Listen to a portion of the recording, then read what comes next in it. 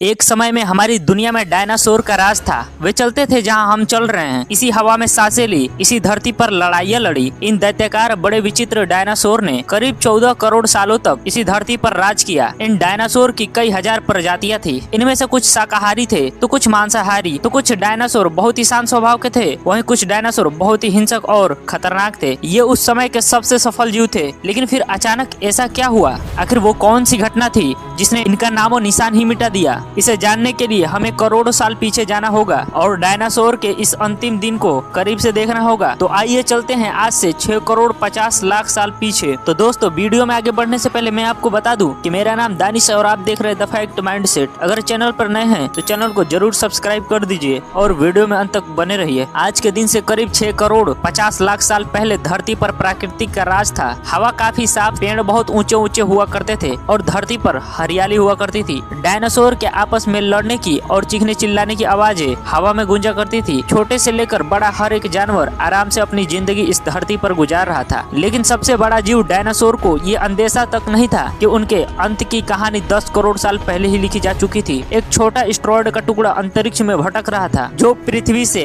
20 करोड़ मील दूर एक बड़े एस्टेरॉयड से जाकर टकराता है। इस टकराव के कारण वह छोटा एस्टेरॉयड तो खत्म हो जाता है, लेकिन बड़े एस्टेरॉयड की दिशा बदल जाती है। वह पृथ्वी की तरफ 22,000 प्रति मील की रफ्तार से बढ़ने लगता है। पृथ्वी के गुरुत्वाकर्षण की वजह से पृथ्वी के ऑर्बिट में घुसते ही इस एस्टेरॉयड की स्पीड और भी ज्यादा बढ़ जाती है और एयर पार्टिकल की फ्रिक्शन की वजह से इसमें आग लग जाती है। फिर इस टकराव ने पृथ्वी को पूरी तरह धूल के बादलों से ढक दिया। इस भयानक विस्फोट से इतनी ज्यादा मात्रा में रेडिएशन उत्पन्न हो रहा था कि इसके 800 किलोमीटर के दायरे में आने वाले सभी जीव जंतु आग के इस लावे की वजह से पूरी तरह से राख में बदल गए, क्योंकि करीब 35,000 डिग्री सेल्सियस के टेम्परेचर वाला एक बहुत बड़ा विस्फोट हुआ था। ये एस्टेरॉयड मैक्सिको के यूक्रेन प्रायद्वीप से टकराया था, जिसकी वजह से वहां पर 111 मील चौड़ा और 20 मील गहरा गड्ढा हो गया। जब वैज्ञानिकों द्वारा इस गड्ढे की जांच हुई तो वहां की चट्टान में सल्फर कंपाउंड पाया गया। जब ये एस्टेरॉयड चट्टान से टकराया था तो ये चट्टान धूल में बदल गई थी। मेटल, उस जगह का पूरा मेटल, उस जगह का पूरा पत्थर टुकड़े टुकड़े होकर हवा में बदल गए थे, जिसके वजह से धूल का एक बहुत बड़ा तूफान आया था। पूरी हवा में धूल का एक बादल बन गया था, जिसने धरती को चारों तरफ से ढक लिया था। एक बात जो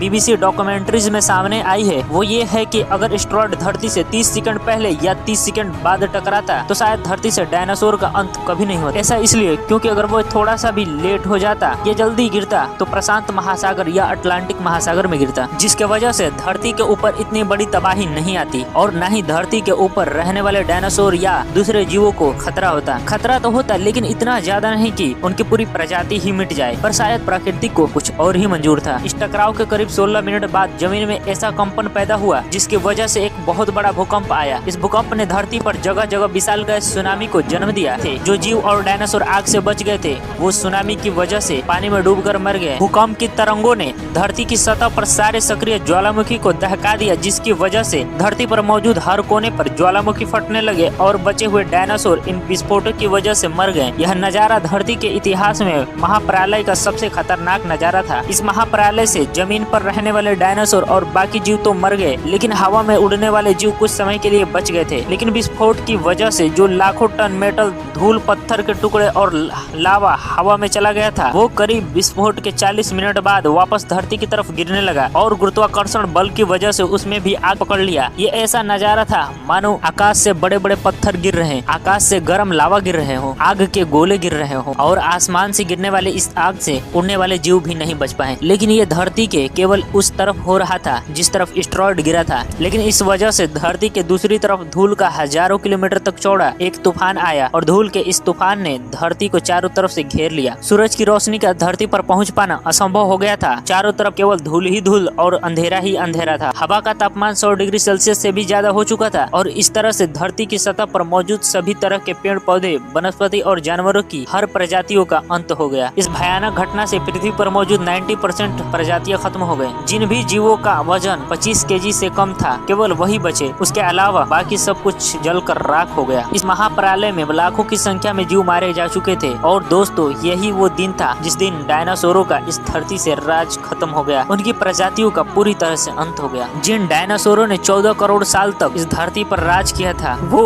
अब केवल कहानियों में ही रह गए। लेकिन यह महाप्रलय छोटी प्रजातियों के लिए सुनहरा अवसर लेकर आया था और वो प्रजाति थी मैमल्स की, यानी स्तनधारी जीव। और यहाँ से शुरुआत हुई डायनासोर के अंत और इंसानों की इस धरती पर राज करने के दौर। तो आज के वीडियो में बस इतना ही। ये टॉपिक इतना छोटा नहीं था, लेकिन मैंने इसको एक वीडियो में शॉर्ट में आपको एक्सप्लेन करने की पूरी कोशिश की है। आई होप कि आपको ये वीडियो पसंद आई होगी। अगर थोड़ी भी आपको ये वीडियो पसंद आई तो वीडियो को लाइक और चैनल को जरूर सब्सक्राइब कर दीजिएगा। तो चलिए मिलते हैं कोई और नेक्स्ट इंटरेस्टिंग वीडियो में। तब तक के लिए take care, bye, love you all.